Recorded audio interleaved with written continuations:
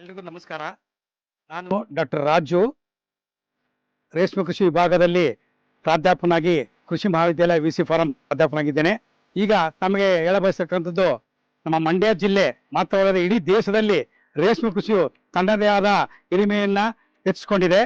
ನಮ್ಮ ವಿಶ್ವದಲ್ಲಿ ಭಾರತವು 2ನೇ ಸ್ಥಾನದಲ್ಲಿ ರೇಷ್ಮೆ ಉತ್ಪಾದನೆಯಲ್ಲಿದೆ. ಆ ನಿಟ್ಟಿನಲ್ಲಿ ಕರ್ನಾಟಕ 1ನೇ ಸ್ಥಾನದಲ್ಲಿದೆ. ಭಾರತದಲ್ಲಿ ಮಂಡ್ಯ ಜಿಲ್ಲೆಯು 2ನೇ ಸ್ಥಾನದಲ್ಲಿ ಹೆಚ್ಚಿನ ರೇಷ್ಮೆ ಮತ್ತು ರೇಷ್ಮೆ ಗೂಡನ್ನು ಉತ್ಪಾದಿಸ್ತಕ್ಕಂಥ ಒಂದು ಜಿಲ್ಲೆಯಾಗಿದೆ. ಮಂಡ್ಯ ಜಿಲ್ಲೆ ಎಲ್ಲ 7 ತಾಲೂಕಿನಲ್ಲೂ ಕೂಡ ಈ ರೇಷ್ಮೆ ವ್ಯವಸಾಯನ ರೈತರು ಅತ್ಯಾಸಕ್ತಿಯಿಂದ ಅವರು ಕೈಗೊಳ್ಳಲಿಕ್ಕೆ ಮುಂದೆ ಬರ್ತಾ ಇದ್ದಾರೆ. ಈಗ ಮುಖ್ಯವಾಗಿ ನಾನು ಹೇಳ್ಬೇಕಂದ್ರೆ, ರೇಷ್ಮೆ ಬೆಳೆಯಲ್ಲಿ ಬಹಳ ಮುಖ್ಯವಾದದ್ದು ಹಿಪ್ಪನೇರಳೆ ಬೇಸಾಯ ಮತ್ತೆ ರೇಷ್ಮೆ ಹುಳು ಸಾಕಾಣಿಕೆ. ಯಾಕಂದ್ರೆ ನಮ್ಮ ರೇಷ್ಮೆ ಹುಳು ತಿಂತಕ್ಕಂಥ ಏಕೈಕ ಆಹಾರ ಹಿಪ್ಪನೇರಳೆ. ಹಿಪ್ಪನೇರಳೆಯನ್ನ ಮುಖ್ಯವಾಗಿ ಅನೇಕ ಪದ್ಧತಿಯಲ್ಲಿ ಬೆಳೆಯಬೇಕಾದ್ರೂ ಕೂಡ ನಾವು 2 ಪದ್ಧತಿಯಲ್ಲಿ ಮುಖ್ಯವಾಗಿ ಬೆಳಿತೇವೆ. ಒಂದು, ಜೋಡಿ ಸಣ್ಣ ಹಿಪ್ಪನೇರಳೆ ಬೆಳೆಯೋಕೆ ಮತ್ತು ಮರಗಡ್ಡೆಯಲ್ಲಿ ಉತ್ಪಾದನೆ. ಮರಗಡ್ಡೆಯಲ್ಲಿ ಬೆಳೆಯೋದು ಅಥವಾ ಅಂತರವನ್ನು ಜಾಸ್ತಿ ಕೊಟ್ಟು ಸಾಲಿನ ಸಾಲಕ್ಕೆ ಗಿಡದಿಂದ ಗಿಡಕ್ಕೆ ಕೊಟ್ಟಷ್ಟು ರೋಗ ರುಜಿನಗಳಿಂದ ಕೀಟ ಬಾಧೆಯಿಂದ ನಾವು ತಪ್ಪಿಸ್ಕೊಳ್ಬಹುದು. ಮತ್ತೆ ಎತ್ತಿನ ಪೌಷ್ಟಿಕಭರಿತ ಸೊಪ್ಪನ್ನ ಪಡೆಯೋದಕ್ಕೆ ಸಾಧ್ಯ ಇದೆ. ಸುಮಾರು 1 ಎಕರೆ ಹಿಪ್ಪನೇರಳೆಯಲ್ಲಿ ಇತ್ತೀಚಿನ ಹೆಚ್ಚಿನ ಇಳುವರಿ ಕೊಡ್ತಕ್ಕಂಥ ತಳಿ V1 ವಿಕ್ಟರಿ 1 ಅಂತ. ಇದು ಸುಮಾರು 1 ಎಕರೆ ಪ್ರದೇಶದಲ್ಲಿ 1 ವರ್ಷಕ್ಕೆ 24ರಿಂದ 25 ಸಾವಿರ ಕೆಜಿ ಸೊಪ್ಪನ್ನ ಹಿಪ್ಪನೇರಳೆ ಸೊಪ್ಪನ್ನ ಕೊಡುತ್ತದೆ. ಸೊ ಪ್ರತಿ ಬೆಳೆಯೂ ಕೂಡ ಸುಮಾರು 200ರಿಂದ 250 ಮೊಟ್ಟೆಗಳನ್ನ ರೇಷ್ಮೆ ಮೊಟ್ಟೆಗಳನ್ನ ಸಾಕಾಣಿಕೆ ಮಾಡಬಹುದು. ಇದೇ ರೀತಿಯಾಗಿ ವರ್ಷದಲ್ಲಿ 5ರಿಂದ 6 ಬಾರಿ ನಾವು ನಿರೀಕ್ಷೆ ಮಾಡಬಹುದು.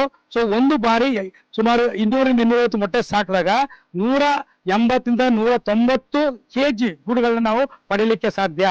ಸೊ ಇತ್ತೀಚಿನ ದಿನಗಳಲ್ಲಿ ಗೂಡು ರೇಟು ಅಥವಾ ಗೂಡಿನ ಒಂದು ಧಾರಣೆ ತುಂಬಾ ಇರೋದ್ರಿಂದ 700ರಿಂದ 900 ರೂಪಾಯಿ ಇರೋದ್ರಿಂದ ಈ ಒಂದು ಬಯೋಟೈನ್ ಬಿಳಿ ಗೂಡು ಅಂತ ಏನ್ ಹೇಳ್ತೀವಿ, F7 F2 ಅಂತ ಮತ್ತೆ CSR ತಳಿಗಳು ಅಂತ ಇದಕ್ಕೆ ತುಂಬಾ ಬೇಡಿಕೆ ಇದೆ.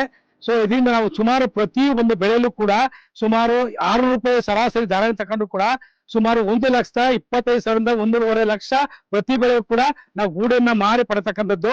ಸೊ 5 ಬೆಳೆಗಳಲ್ಲಿ ಸುಮಾರು 5ರಿಂದ 6 ಲಕ್ಷ ಒಂದು ವರ್ಷದಲ್ಲಿ ಕೇವಲ 1 ಎಕರೆ ಪ್ರದೇಶದಲ್ಲಿ ಪಡೆದುಕೊಂಡು 6 ಲಕ್ಷದಲ್ಲಿ ಸುಮಾರು 40% ಖರ್ಚು ಅಂತ ಕೂಡ ನಾವು ಹೇಳಿದ್ರು ಕೂಡ ಸುಮಾರು 2ರಿಂದ 2.5 ಲಕ್ಷ ಖರ್ಚು ಕಳೆದ್ರು ಕೂಡ 3ರಿಂದ 3.5 ಲಕ್ಷ ನಿವ್ವಳ ಆದಾಯ ರೈತನಿಗೆ ಇಪ್ಪೇ ಬೆಳೆಯೋದು ಒಂದರಿಂದಲೇ ಮತ್ತೆ ರೇಷ್ಮೆ ಬೆಳೆ ಸಾಕೋದ್ರಿಂದ ಗೂಡು ಮರದಿಂದ ಸಿಗುತ್ತೆ ಅಂತ ಹೇಳಲಿಕ್ಕೆ ಹೆಮ್ಮೆ ಪಡ್ತೀನಿ.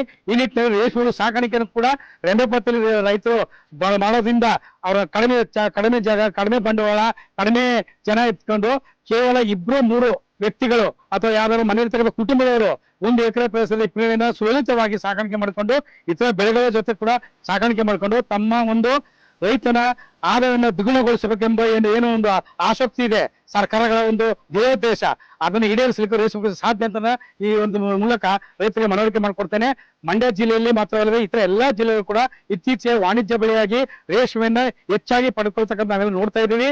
ಇದರಿಂದ ರೈತರು ಹೆಚ್ಚಿನ ಲಾಭವನ್ನ ಪಡೆಯೋದ್ರ ಜೊತೆಗೆ ತಮ್ಮ ಆರ್ಥಿಕತೆಯನ್ನ ಮತ್ತೆ ತಮ್ಮ ಒಂದು ಎಲ್ಲಾ ಒಂದು ಸಾಲದ ಬಾಧೆಯಿಂದ ಆಗಿರ್ಬೋದು ಅದು ಇತರ ವೆಚ್ಚಗಳನ್ನ ನಿರ್ವಹಿಸಲಿಕ್ಕೆ ಸಾಧ್ಯವಾದಂತ ಈ ರೇಷ್ಮೆ ಕೃಷಿಯಿಂದ ಈಗಾಗಲೇ ಬೆಳೆದಿರ್ತಕ್ಕಂಥ ರೈತರು ತೋರಿಸ್ಕೊಟ್ಟಿದ್ದಾರೆ.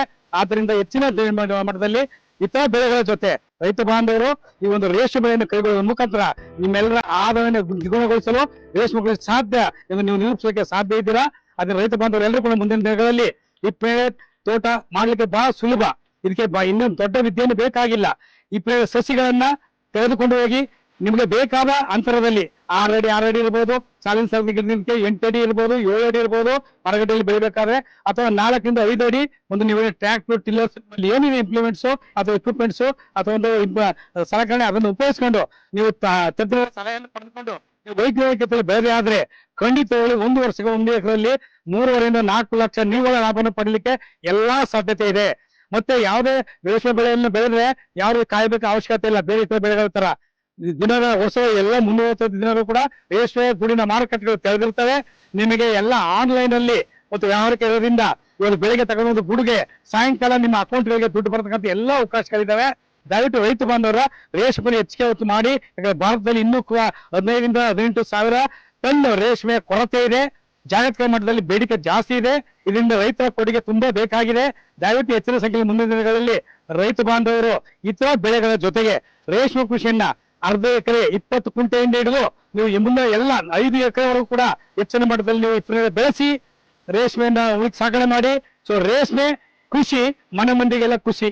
ರೇಷ್ಮೆ ಬೆಳೆಯಿರಿ, ಹಣ ಗಳಿಸಿರಿ ಎಂಬ ದೇವೋಕ್ತಿಯೊಂದಿಗೆ ಎಲ್ಲರಿಗೂ ಕೂಡ ಮುಂದಿನ ದಿನಗಳಲ್ಲಿ ರೇಷ್ಮೆ ಕೃಷಿ ಬಗ್ಗೆ ಅತ್ಯಂತ ಮಾಹಿತಿ ಬೇಕಾದ್ರೆ ನಮ್ಮ ಕೃಷಿ ವಿಶ್ವವಿದ್ಯಾಲಯಗಳು, ವಿಜ್ಞಾನಿಗಳು, ಇತರೆ ಸಂಘ ಸಂಸ್ಥೆಗಳು, ಇಲಾಖೆ ರೇಷ್ಮೆಗಳನ್ನ ಸಂಪರ್ಕಿಸಿ ಹೆಚ್ಚಿನ ತಂತ್ರಜ್ಞಾನ ಪಡೆದುಕೊಂಡು ನೀವು ಬೆಳೆಯುವ ಜೊತೆ ಇನ್ನಿತರ ಹಳ್ಳಿರ್ತಕ್ಕಂಥ ಇನ್ನ ರೈತರನ್ನು ಕೂಡ ಸಹ ಅವರಿಗೆ ವಿಷಯವನ್ನು ತಿಳಿಸಿ ಹೆಚ್ಚಿನ ರೀತಿಯಲ್ಲಿ ರೇಷ್ಮೆ ಕೃಷಿಯನ್ನು ಬೆಳೆದು ನೀವು ಕೂಡ ಭಾರತದ ಅಭಿವೃದ್ಧಿಯಲ್ಲಿ ರೇಷ್ಮೆ ಕೃಷಿ ಅಭಿವೃದ್ಧಿಯಲ್ಲಿ ಸಹಕಾರಿಗಳಾಗಬೇಕಂತ ಈ ಮೂಲಕ ತಮ್ಮಲ್ಲಿ ಕೇಳ್ಕೊಳ್ತೇನೆ. ನಮಸ್ಕಾರ.